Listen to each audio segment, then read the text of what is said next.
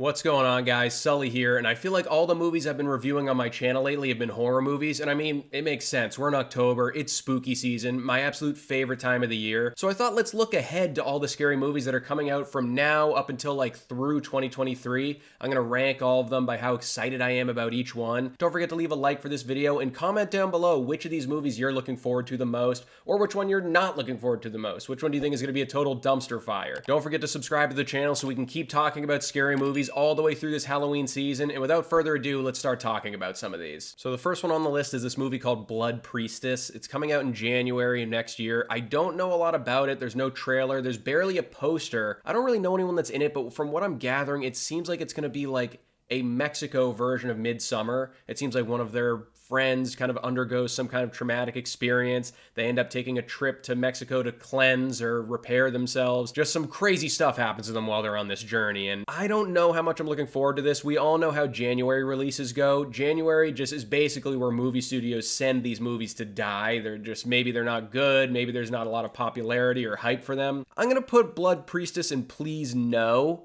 I don't think it's enough. I haven't seen enough to justify putting it into a hard pass, but not really too hopeful for this one. So next is The Boogeyman. It's coming out next year. It's adapted from a Stephen King short story. Obviously, when there's any horror movie made from a Stephen King book or short story, I have to take notice. I'm a big Stephen King fan. I even took a King class in college. Don't tell my parents I actually got credit for that because it was a blast. But no, there's been a lot of great Stephen King adaptations with horror movies. There's also been a lot of lackluster and not so good Stephen King movies that have come out into Hollywood recently. I don't know too much about the team behind this. There's a couple good actors in it, so I'm looking forward to that part of it, but this is directed by Rob Savage. If you don't know who Rob Savage is, he did host that pandemic kind of movie just filmed on Zoom, which I actually thought was pretty good and it was very entertaining.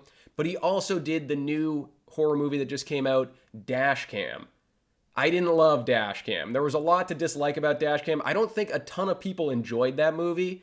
So he's kind of 1 for 2 with me right now, so we'll see how he responds with more of like a concrete horror movie story to deal with rather than these kind of, not gimmicky, but gimmicky camera movies that he's been coming out with. You know, one's on a Zoom camera, one's on a dash cam, and that's all we really get for, cinematography. But this is Stephen King here, man. This is Stephen King. So I'm going to put this one in hoping for the best, and let's see. Hopefully Rob Savage brings his game here. The next one is Cuckoo. This is one where the plot is kept completely under wraps. We don't really know anything about it. The only thing we know is like the main cast. It's Hunter Schafer from Euphoria fame, if you've ever seen that show, Jessica Henwick, and Dan Stevens. I love Dan Stevens, especially when he gets into these more like genre-specific horror movies. Apostle from Netflix was good, even though The Rental was just okay, but I thought he was the best part of it. So big Dan Stevens fan, looking forward to kind of just seeing what this movie turns into. Just from the picture alone, we don't even have a poster, so just this screenshot of the set alone looks like it's going to be some kind of a psychological thriller, not really sure. I think this is the director's first American English-speaking movie. It looks like they're a German director that's done other stuff in the past. I haven't seen their past work, but just from what little I've been given and seeing who's in the cast, I'm going to put this in hoping for the best.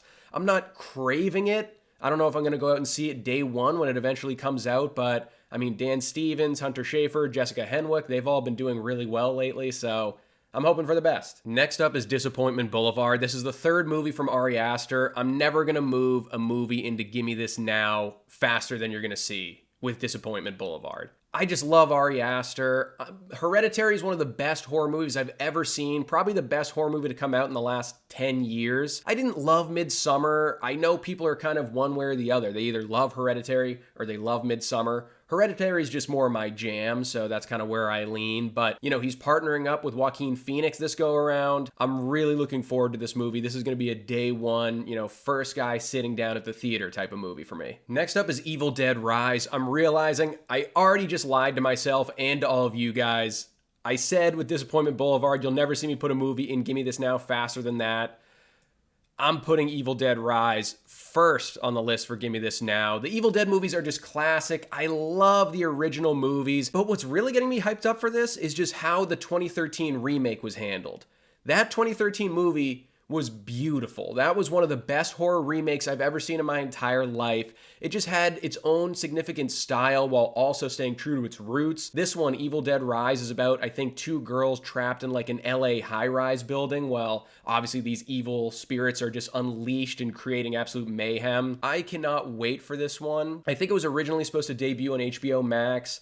I'm glad that they kind of decided against that because this one is...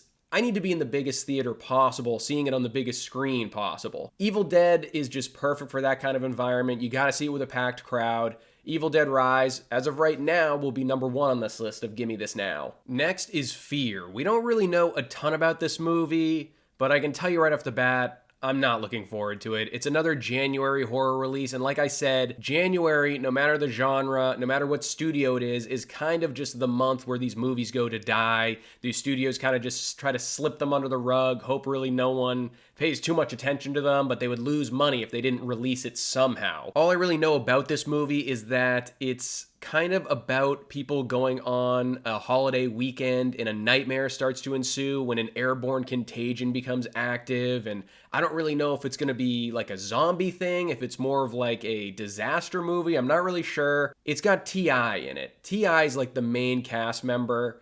That should really tell you all you need to know. I'm not really too hopeful for that.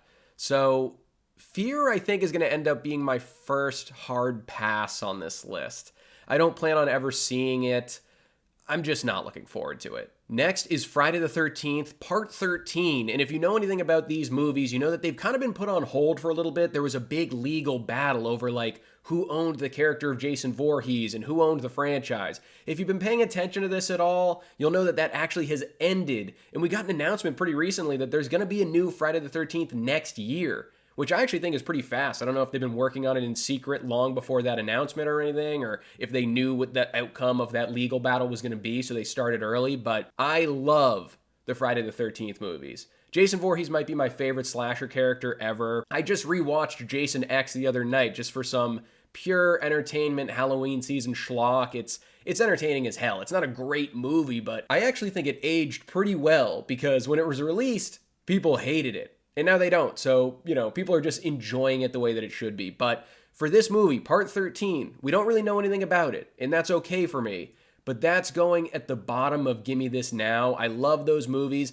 I don't think I've ever had a chance to see one in theaters, though. So hopefully this one comes to the big screen and I can finally get to see one in a movie theater. Next is Disney's reboot of Haunted Mansion. I gotta say, I just didn't really like the one that came out a while ago with Eddie Murphy when I was a kid. I don't know if that's a controversial hot take. It seems like a lot of people liked it. It just wasn't really my speed. So I'm not really looking forward to this reboot, but I have to say, some of this is hard to ignore because the cast is ridiculous. It's like Jamie Lee Curtis, Winona Ryder, Tiffany Haddish, Owen Wilson, Lakeith Stanfield. Like, that's preventing me from putting this in a hard pass. I'm going to put this into Please No above Blood Priestess because I know that I'm probably going to get roped into seeing it by somebody. And I mean, if it's good, then whatever. But I don't know. I'm not really a huge fan of this franchise. Next is Insidious Chapter 5. And this is going to be an interesting one because I kind of have a love-hate relationship with the Insidious franchise. So when it comes to the James Wan, Patrick Wilson horror movies, I'm so far on the Conjuring side. I absolutely love the first 2 Conjuring movies. The third one was And I just felt like, I would go to the Conjuring movies with my buddy that loved horror movies just like I do. And we also would go to the Insidious movies, and we just didn't really vibe with them. I don't really know why. I don't know if we didn't get them. They clearly require another rewatch for me, and I'm gonna rewatch all of them before this 5th one comes out. One big but that I want to put into this, though. Patrick Wilson is directing this one. He also directed the 3rd Conjuring movie, which was... So I love Patrick Wilson as an actor. I don't know how great he is as a horror director. This is going to be one that I'm immediately putting into hoping for the best. Above Cuckoo, I'm going to go revisit the franchise to see how it kind of shakes out. The good thing is they're kind of done with that prequel nonsense. This one's actually pushing the plot further since we saw it last, so... hoping for the best with this one. Hopefully it surprises me. Next is Knock at the Cabin. Another year, another M. Night Shyamalan movie. So I feel like a lot of people have the same opinion about M. Night Shyamalan. It's like he sits down and decides, okay, is my movie going to be unbelievable or just utter crap? There's really no in-between with him, I don't feel like. Yeah, I really like movies from him like The Village, Signs, Unbreakable, but those were all like 20 years or more ago. Since then, he has like Avatar: The Last Airbender, After Earth, Old, all these movies that I just didn't really jive with. Knock at the Cabin, though, I'm intrigued by the cast. I love Dave Bautista. I think he's the best wrestler turned actor that we've gotten so far. And I'm a big fan of Jonathan Groff. I mean, Mindhunter is one of the best shows Netflix has ever put out. So those two alone kind of have me looking forward to this one. I'm intrigued. You know, the trailer came out. It's kind of wacky. It's interesting enough. I don't know where the plot's gonna go. It seems a little tongue-in-cheek with the whole apocalypse, world-ending type thing. So we'll see where it goes. I'm gonna put this one in, hoping for the best, right after Insidious Chapter 5, if I can put it in there, Jesus. So that's where it lands for me. Next is The Last Voyage of the Demeter. If you haven't heard about this one, it actually sounds pretty cool. It's based off a single chapter from the original Dracula novel by Bram Stoker back in like the late 1800s or whenever it was written. The chapter's called The Captain's Log. It's about this crew of sailors that are taking back these like 20 unmarked crates. They don't really know what's in it, but at night they're being haunted by some presence that's on board the ship. So I think this is gonna be like a slasher where at night vampires come out trying to kill them and drink their blood, and during the day these sailors have time to like strategize and figure out how they're going to defeat these vampire foes that are on the ship with them. Now I gotta say, from what I've been saying earlier in this video, this movie does come out in January, and I've been down talking January. Hopefully this one kind of breaks that pattern because it sounds really cool. It's got some cool people in it. It's got like David Dastmalchian and Liam Cunningham, who I love. He was Sir Davos in Game of Thrones. He was one of my favorite characters. So apprehensively, I know it comes out in January, but apprehensively, I'm putting this one in Bring It On, because how cool does that sound? Based off a single chapter from the original Dracula novel, a vampire story we haven't heard yet, but we know it was by, you know, the godfather of vampires, basically. I'm putting that one in Bring It On. Next is Megan. This is a movie that people have kind of just been joking around for a little bit because we saw the poster and kind of learned what it was about long before we got a trailer for it. I have to say, everything I've seen about it makes it seem like it's just going to be like a redo of the 2019 reboot of Child's Play. If this movie didn't have a trailer that came out earlier this week and I saw what it was all about, I'd be putting it in a please no category because it just seems like a cheap remake of that Child's Play movie I just mentioned. But the trailer surprised me. It looks like a lot of fun. I'm actually looking forward to this one. I don't have crazy high hopes. You know, it's very possible they revealed all the best parts in the trailer, unfortunately, but they did some stuff. They took some chances to show us that they're kind of working to make it stand on its own 2 feet and not just seem like a Chucky movie. Like there's a scene in a hallway where this murderous doll is just attacking people while she's doing TikTok and viral video dances in between all of the killings. And I mean, like, that was ridiculous. I was not expecting that. So they clearly want us to be like, okay, yeah, it does look like Child's Play, but we might have something else on our hands here. It's probably not going to be groundbreaking or like essential horror movie viewing, but it might provide a good time, some laughs, a lot of gore. So I feel like I just have to put this one at the top of hoping for the best. I mean, like, seriously, good for you, Megan, because this was gonna be probably bottom of the please no before I saw that trailer. So I'm ready for it to hurt me. I'm sure I'm wrong about it. They probably did show the best parts in the trailer, but we'll see what happens. Next is MaxXine, the third movie in the soon-to-be X trilogy. I love X. I really liked Pearl. I think I like X a little bit better, but, you know, as a character study, Pearl was great. Is there anything more consistent in 2022 than Ty West and Mia Goth just hitting home runs?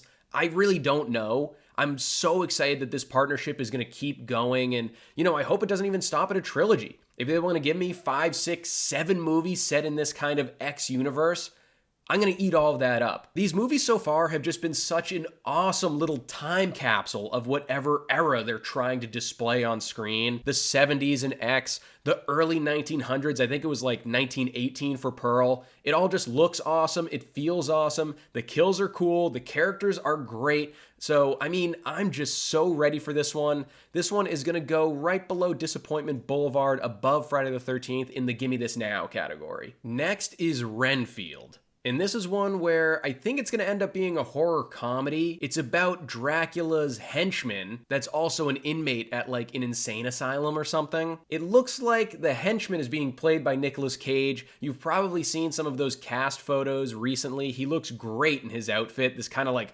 full red velvet suit with the long nails and the white skin and everything. I'm a massive Nicolas Cage fan. I'm a Nicolas Cage fanatic, so I'm definitely looking forward to this movie. There's some other people in here like Nicholas Hoult, Awkwafina, Ben Schwartz is in this too, so it's clearly going to be like a zany horror comedy. I'm interested to see if it'll be R-rated, if it's going to be one where they still go for some of the blood and the gore. I mean, he is a vampire. He is related to Dracula in some way, so I don't know what this one is going to be. This might be the most confusing movie on this list, but I'm kind of down for it. I think this is going to end up in the bottom of the Bring It On category.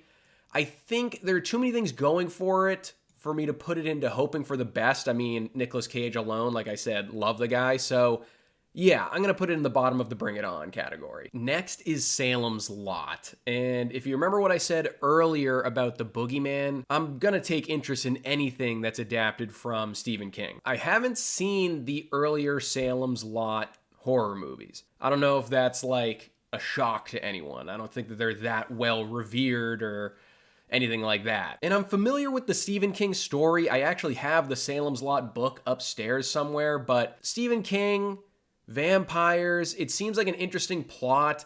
Lewis Pullman is the guy leading this one, I think. He played Bob in Top Gun Maverick. So that's all I've seen him in, I think. I don't totally know if he has the chops to carry a horror movie, but clearly someone believes so I hope that he surprises me in this. The director hasn't really done anything. I think he did one of the Annabelle movies. Other than that, he's primarily just been a horror movie writer. So we'll see. This is probably going to be at the bottom of hoping for the best just because there's a lot of unknowns. There's a lot of unproven variables in this one. The story, obviously, is one of, I think, Stephen King's most famous, so he's got that going for it. I think I'm going to throw this one in the bottom of hoping for the best. Obviously, it's supposed to be one of Stephen King's best stories, so hopefully they don't mess this up. Next is Saw 10, the 10th movie in the Saw franchise. I actually can't believe it's up to that number right now. I love the early Saw movies. Like Saw 1, 2, and 3, 1 and 2 especially. They're not just utter gore fests. They've got like a good overarching psychological thriller story to them as well. And the first one has one of the best twists, I think, in horror movie history. But outside of those first few movies, it kind of just devolved into this no plot, same thing over and over again, just trying to one-up the Traps type of gore fest franchise. And after the way Spiral, the spin-off from Saw with Chris Rock, was received last year, I can totally understand why they're kind of just going back to its roots. They're trying to bring legitimate Jigsaw back into this one. But we don't even know anything about this one at this point. We don't even know who is going to be in it. I don't think there's even a director tied to it. Like the IMDb page it's pretty barren right now. I just don't have a lot of faith that they're going to be able to get it back to its roots like it was in the first few movies. I think you might be able to get a pretty similar experience to what you got in like Saw 6, 7, and 8, but I don't know if you'll be able to recover the magic that those first couple had in that like awesome shock and awe that they brought to the table. A few years ago, in a few Saw movies ago, I would have put this in maybe even Bring It On. But after everything that's happened with this franchise, unfortunately, I think I'm going to put it at the top of Please No. Like, I think you might want to just leave this franchise alone at this point. I don't know where else you can take it. Next is Scream 6. So Scream 5 came out earlier this year in like January. Actually, that's a good thing to bring up because I said there are no good horror movies in January, and Scream 5 was pretty good. So maybe there's hope for these January movies on this list, actually. But I enjoyed Scream 5. I liked the new blood they pumped into it. It was kind of like a requel, like they talked about in the movie. It's not a reboot. It's not a sequel. It's kind of both of those things combined, old characters, new characters. And I'm excited to see where they're going to take it. You know, it wasn't totally fresh. I didn't love it, but there's a lot of places that it can go, hopefully, to keep it on that path and that upward trajectory. I know a lot of people were worried about this one because apparently there's no Cindy Prescott. Neve Campbell apparently is not in this movie. There was a lot of problems with her contract negotiations and she wasn't being paid enough money, so it's going to be sad seeing a Scream movie if she's actually truly not in it. I'm still holding out hope that there's kind of just like a cameo where they're just kind of trying to get us off the scent and she's actually in this movie, but who knows? But yeah, I mean, I have no reason not to look forward to this one. They've kind of successfully revitalized themselves after adding the new cast members, so this is going to be at the top of the Bring It On category. Next is The Exorcist. Apparently, this is supposed to be a direct sequel to the original Exorcist movie, and we kind of know that that's the formula at this point for these Blumhouse horror franchises, which I don't really love. It's the same thing that's happening currently with the Halloween franchise, and lo and behold, the Exorcist movie is going to be directed also by David Gordon Green that did those Halloween movies. Now, obviously, the original Exorcist is just pure horror movie cinematic brilliance. Why you would even want to take on the task of trying to live up to that movie is beyond me. I just think this one is too sacred to even mess with again. I don't even know if I would want anyone to mess with this franchise ever again at this point. I obviously can't put this one in the hard pass category just because, you know, it's The Exorcist. I am going to see it. Just so I can feel like I'm voicing my concerns, though, I'm gonna put it at the top of the please no category just because, like, why do we need this movie? I just really wish they had someone other than Blumhouse producing it and someone other than David Gordon Green directing it. I don't know who I would charged with the task of, you know, taking on this movie, but as of right now, it's a please no. Next is The Meg 2: The Trench. Now, obviously, the first movie was nothing to write home about. I will say I'm a total sucker for Jason Statham movies. I just get a kick out of him, and I'm very entertained by him. What can I say? This movie was obviously a cheap imitation at something like Jaws, where they didn't really have much originality, so all they did to kind of compete in the shark genre was just make the shark insanely big. That's all they really could do. Did I find this movie entertaining? Yeah. Did I see it in the theaters? No. Am I going to see The Meg 2 in theaters? Probably not.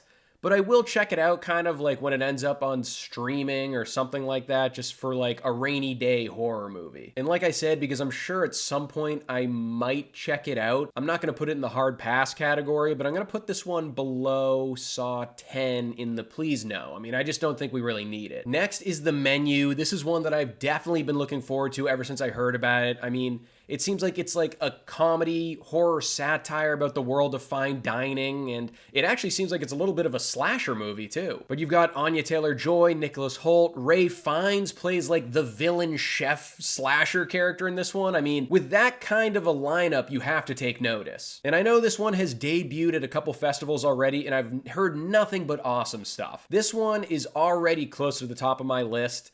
I've wanted to see it ever since I first heard about it, so it's actually right around the corner from being released too, so I am hyped up for this one. This one I think actually is going to go at the top of the Bring It On category for me. I'm really hyped up for this one. I'm probably going to go see it day one. Next we have The Nun 2, and if you remember my earlier comments about Insidious 5 and how I'm happy it's kind of out of that prequel and spin-off era that it was in, I am not excited for The Nun 2 because that fits exactly into the category I said I hope that they get done with. I didn't really care that much for the first Nun movie. I'm definitely not going to care much for the second Nun movie if it's kind of in the same vein and the same amount of attention is put into this one. Maybe some people will like it, it's just not really for me. But I can't really put this one in the please no category because that kind of alludes that I would still check it out and see it even if it's apprehensively. I don't think I'm going to see this one. I mean, The Nun 1 did nothing for me, so why would I check this one out? Maybe some people will like it, it's not really for me, so that's going to go in the top of the hard pass category. Next up is Winnie the Pooh, Blood and Honey, and it's honestly hilarious that this is even a movie that we get a chance to talk about. This concept was sweeping the nation, obviously, when it was first kind of rumored to be happening. I guess Winnie the Pooh became public domain, so there's nothing the creators could do about stopping this movie from happening. Anyone that wanted to could make their own Winnie the Pooh movie, I guess. So this one is supposed to be some kind of like childhood nightmare Winnie the Pooh slasher where all of the characters are men with masks on in 100 Acre Wood and are kind of just killing any passersby and whatnot. And I have to say, I kind of hate how much I'm actually looking forward to this movie. Like, I know it's going to be terrible. I know it's going to be terrible, but like, I'm definitely going to be checking it out when it hits streaming. I doubt this movie gets a theatrical release, but when it hits streaming, I mean, like, that seems like the perfect, hilarious kind of low budget bad horror movie that you're gonna get your friends together for and kind of just check out. Because there's like an inkling of a desire to watch this movie, I'm not gonna put it in please no. It's gonna go at the bottom of hoping for the best, but like the concept's so ridiculous that it just might work, or at least, I'll rephrase that. The concept's so ridiculous that it might just be entertaining. Just for all of the memories we all have of Winnie the Pooh as children, and this is just completely dismantling it and flipping it on its head, I'm gonna leave it in the bottom of hoping for the best. Next up is Halloween Ends, and I need to apologize right now because you can see I tacked these 3 movies on at the end here because I forgot to put them on. My OCD is gonna be full force looking at this list later because now they're not totally in alphabetical order, so forgive me for that. But Halloween Ends, like I kind of mentioned earlier with my feelings on Blumhouse taking over these classic horror movie franchises, I don't have high hopes for this one. If you asked me how I felt about it after the 2018 Halloween, I think I'd be feeling pretty good. I actually liked that movie and think it did a lot of things right. Halloween Kills, I saw that opening night. It left me pretty disappointed. Halloween Ends, I've heard, is going to be very divisive, very controversial for old fans and new fans. That doesn't totally excite me. I don't really know. Just after the way it's been handled recently, I feel like I'm going to be one of the fans that are pissed off. But I'm not going to lie to anyone. I'm going to be checking it out on the Thursday night preview. So I guess tomorrow is when I'm going. Day one, the first possibility I have to go see it. This is Michael Myers we're talking about. This is the end of the Laurie Strode legacy. So this is going to be day one viewing. I'm very apprehensive about it. So it's going to go at the bottom of Bring It On because I'm obviously going to go check it out immediately, but I'm worried about this one. Next is Pray for the Devil. This is another kind of religious exorcism movie. I was looking forward to this, but then it kept getting pushed further and further away from its original release date. That's very worrisome. To put it in perspective, I think Morbius was pushed like 20 times, and we all know how that ended up. But like I said, when I first heard about it and saw the first trailer, I was excited for it. But as more time has gone on and the release date keeps getting pushed, I'm a little worried. I just don't know if it's gonna do anything to actually stand out in the already overcrowded exorcism genre. And for those reasons, and even though I said I liked the trailer, I think it is gonna be one of those horror movies that kind of shows the best bits and the best scares in that trailer, unfortunately. So for all that, I'm going to put it in the please no category because I think the exorcism genre is pretty crowded and there are much better films to check out. So it's going to go above Haunted Mansion, even below the Meg 2, just because, like I said, I think the Meg 2 will probably be good for some cheap thrills. The last movie on this list is VHS 99. I absolutely eat up every single VHS movie that they throw at me. And feel like they come out like every year. My buddy showed me the first one before I feel like it had kind of reached the mainstream audience, and I couldn't believe that more people weren't talking about it. Like all the segments felt very distinct. They just always impressed me, and it's just like easy viewing for a horror fan. It's just like a bunch of different horror movies, short stories squashed into one.